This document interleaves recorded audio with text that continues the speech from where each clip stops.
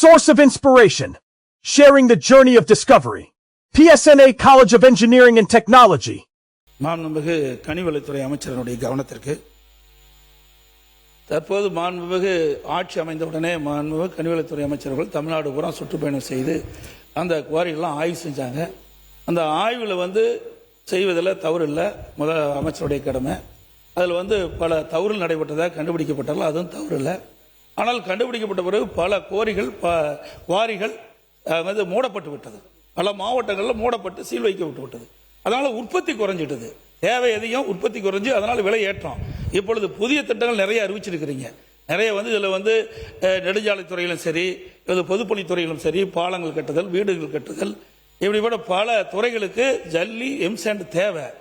ஆகவே இந்த அரசு இந்த உற்பத்தியை, ஜல்லி எம்சாண்ட் உற்பத்தியை அதிகரித்து விலையை குறைப்பதற்கு ஏதாவது திட்டங்கள் வைத்திருக்காங்க என்று தங்கள் வாயிலாக அறிய விரும்புகிறேன். பேரவைத் தலைவர், ஒரே பேரவைத் தலைவர்களே, அதோடு மாண்புமிகு மூத்த உறுப்பினர்கள் பேசுகின்ற பொழுது பசுமை வீடுகளை பற்றி குறிப்பிட்டார்கள். 2019 இறுதியில் 2020 வரை ஊரடங்கு நிலை இருந்தது, கொரோனா காலமாக இருந்தது. அப்பொழுது அந்த திட்டம் முழுமையாக நிறைவேற்றப்படவில்லை, அதனால் தடைபட்டது என்பதையும் தங்களுடைய கவனத்துக்கு கொண்டு மாண்புமிகு அமைச்சர்கள். மாண்புமிகு பேரவைத் தலைவர் அவர்களே, மாண்புமிகு தமிழ்நாடு முதலமைச்சர் அவர்களே, அதாவது பெருமளவு கனிம வளம் பக்கத்து ஸ்டேட்ஸுக்கு போய்கிட்டு இருந்த ஒரு தகவல் கிடைச்சிச்சு. இதுவரைக்கும் தமிழக வரலாற்றிலேயே நம்ம மக்களுக்கான தேவையை பூர்த்தி செய்யறதுக்கு இங்கே உள்ள கனிம வளங்களை நம்ம மக்களுக்கு கொடுக்கணும் அப்படிங்கிற ஒரு நோக்கத்தோட அண்டை மாநிலத்துக்கு செல்லும் கனிம வளத்துக்கு தடை போட்ட ஒரே முதலமைச்சர் நம்ம தமிழக முதலமைச்சர். இந்த மாதிரி பல்வேறு முயற்சிகளை எடுத்துக்கிட்டு இருக்கோம். விரிவா மானிய கோரிக்கையில உங்கள்ட்ட சொல்றேன். பேரவைத் தலைவர் மாண்பு உறுப்பினர் ரெட்டியார்பட்டி வே. நாராயணன் அவர்கள்.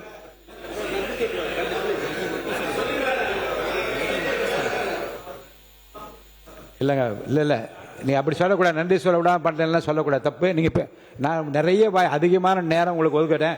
நன்றி சொல்லி முடிங்க. இப்போ நன்றி சொல்லுங்க. இப்போ நன்றி சொல்லி முடிங்க. இதில் நான் இந்த ஏற்கனவே திறன் பயிற்சி பெற்றவர்களுடைய பட்டியலை தயார் செய்து டிஜிட்டலைஸ் பண்ணணும்.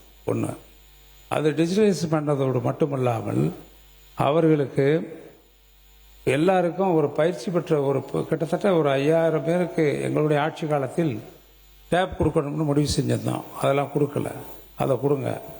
நான் 2 விஷயம் மட்டும் நான் சொல்லிடுறேன். இதில் ரொம்ப முக்கியமாக என் மாவட்ட விஷயத்தை ஒரே விஷயம் சொல்லிடுறேன். எங்களுடைய மாவட்டத்தில் வைகனிலிருந்து கூட்டு குடிநீர் திட்டம், இதற்கான அனைத்து எல்லா டீட்டெயில் ப்ராஜெக்ட் ரிப்போர்ட் தயார் செய்யப்பட்டு சட்டமன்றத்தில் அறிவிக்கப்பட்டு அந்த பணி இருக்கு. இப்போ கடுமையான வறட்சி நிலக்கோட்டை தொகுதி, ஆத்தூர் தொகுதி, திண்டுக்கல் தொகுதி, கடுமையான ஒரு சொட்டு தண்ணீர் இல்லாமல், சின்னாலவட்டியில் ஒரு சொட்டு தண்ணீர் இல்லை. சின்னாலவட்டி பேரூராட்சியில் என்னுடைய தொகுதியில் நான் இல்லை என்று மறுக்க முடியாது. ஏனென்றால் அத்தனை அணைகளும், காமராஜர் சாகர் அணை, குடிநீருக்காக கட்டப்பட்ட அணை வறண்டு விட்டது. இப்போ ஒரு சொட்டு தண்ணீர் இல்லை. நீங்கள் எங்களுக்கு 32 கிலோமீட்டர் எங்கள் ஊரை தாண்டி தான் வைக போகுது. நாங்கள் மதுரைக்கு போகுது, எல்லா ஊருக்கும் போகுது, தெற்க இருக்க ஊருக்கெல்லாம். ஆனால் எங்களுக்கு அந்த திட்டம் தீட்டப்பட்டு அது நிலுவையில் இருக்கிறது. அந்த திட்டம் கண்டிப்பாக 700 கோடியிலே 600 கோடியிலே திட்டம் தீட்டப்பட்டிருக்கு. அது நிறைவேற்றப்பட வேண்டும். இன்னொரு முக்கியமான விவசாயிகளுக்கு எங்கள் மாவட்டம் ஒரு 4